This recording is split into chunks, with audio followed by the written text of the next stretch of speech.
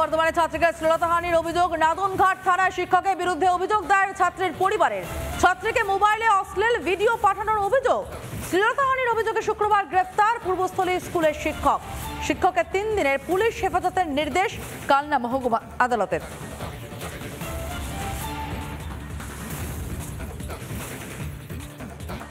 স্কুলের ভেতরে কিছু ঘটেনি, বাইরে কি ঘটেছে সেটা নিয়ে আমি ডিটেলস কিছু জানি না। এই ব্যাপারে আর কি। তুমি আপনার স্কুলে কি ক্যারাটে? হ্যাঁ, উনি ক্যারাটে টিচার। কত বছর থেকে শিক্ষকতা করেন? তা বেশ কিছুদিন ধরে 10-15 বছর তো বটে। তাকে প্রডিউস করেছে, সেখানে তাকে রিমান্ডও চাওয়া হয়েছে এবং রিমান্ড মাননীয় আদালত মঞ্জুর করেছেন 3 দিনের জন্য। তো তাতে সে বলেছে যে মোবাইলের মাধ্যমে আরও কিছু তথ্য সে নাকি দেবে এবং তদন্তকারী অফিসারকে সাহায্য করবে, সেই তার প্রার্থনা মঞ্জুর করেছে। এছাড়াও মেয়েটি কিছু গোপন জবানবন্দি হাকিমের কাছে বলবেন, তো সেই মর্মেও একটা প্রেয়ার করা হয়েছে, সেটাও মাননীয় আদালত মঞ্জুর করেছেন। 3 দিনের পুলিশ হেফাজতের নির্দেশ শিক্ষককে। পূর্ব বর্ধমানের পূর্বস্থলের ঘটনা, ছাত্রীকে মোবাইলে অশ্লীল ভিডিও পাঠানোর অভিযোগ। গ্রেফতার পূর্বস্থলী স্কুলের শিক্ষক।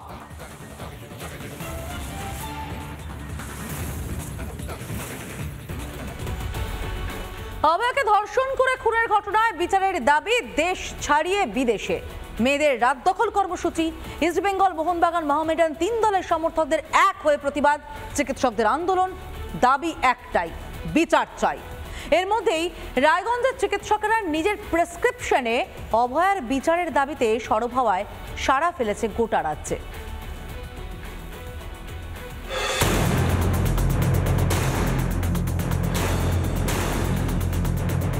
চেম্বারে রোগীদের ভিড়, চলছে রোগী দেখা, তবে জারি রয়েছে প্রতিবাদ।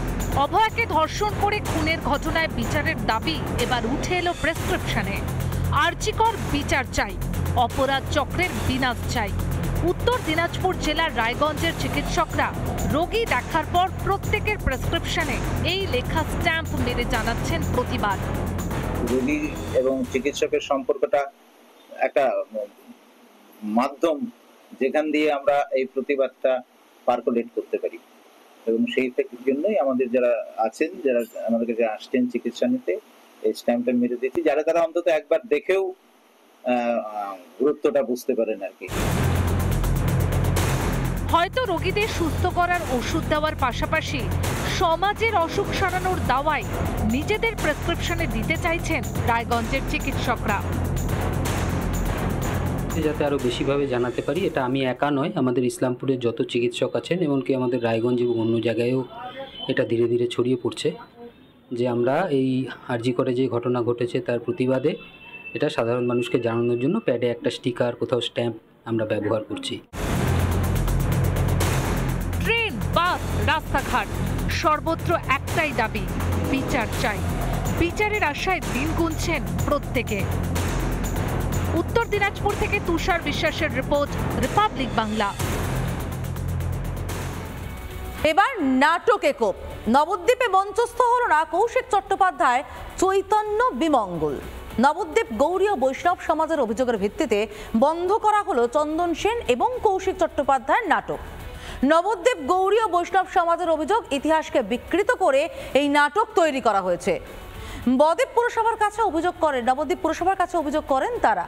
তাদেরই অভিযোগের ভিত্তিতে নাটক বন্ধ করার নির্দেশ দেয় পুরসভা। গৌড়ীয় বৈষ্ণব সমাজ অ্যাপিল করেছে যে চৈতন্য বিরোধী, চৈতন্য পারিবারিক বিরোধী। সেটা একটা বিরাট পরিধি, সারা বিশ্বের মানুষের মনে সেটা চৈতন্য বিরোধী কথাটা শুনলেই মানুষের যারা চৈতন্য ভক্ত তাদের মনে এফেক্ট করবে। আমি সেটা কোনো ধর্মের ওপরে সেই আঘাত আমি আনতে পারি না, আমি নিউট্রাল। এই বৈষ্ণব সমাজের আবেদনের ভিত্তিতে এটা বন্ধ নেব। সমাজে কোনো অপমান ঘটানোও হয়নি নাটকে। কেন ঘটানো হবে? চৈতন্যর মতো একটা মহান মানুষ, যিনি মানুষকে ডাক দিয়েছিলেন পথে নামবা, চৈতন্যর মতো একজন মহান মানুষ, যিনি মানুষকে জাত পাতের বিরুদ্ধে দাঁড়িয়ে কথা বলতে বলছেন, তাকে কেন আমরা মেলাইন করতে যাবো? এরকম কোনো উদ্দেশ্য নেই আমাদের, বরঞ্চ আজকে চৈতন্যকে বেশি করে দরকার, এই উদার ধর্মের বেশি করে দরকার। তা আমাদের আশা ছিল প্রশাসন পাশে থাকবেন বা সমস্ত বৈষ্ণব সমাজ পাশে থাকবেন। পুরো বিষয়টাই একটা ভুল কথার উপর ভিত্তি করে হয়েছে, আমরা এটাই বলতে চাই। দিনের আলোয় চুরি যাচ্ছে সরকারি সম্পত্তি। জল জীবন মিশন প্রকল্পের জন্য মজুত করে রাখা পাইপ ও সামগ্রী চুরি করে নিয়ে যাচ্ছে দুষ্কৃতীরা। সিসিটিভিতে ধরা পড়েছে পাইপ চুরির ঘটনা।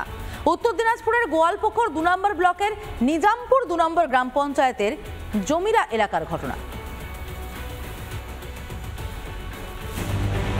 জল সমস্যা মেটাতে শুরু হয়েছে জল জীবন মিশন প্রকল্পের কাজ।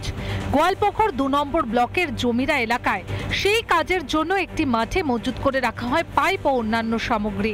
অভিযোগ, মজুত করা পাইপের মধ্যে প্রায় 200টি পাইপ চুরি হয়ে যায়। ধরা পড়েছে পাইপ চুরির ঘটনা। পরিমাণে পাইপ আমরা চুরি হয়ে যাচ্ছে, দিনেও চুরি হচ্ছে, রাত্রেও চুরি হচ্ছে।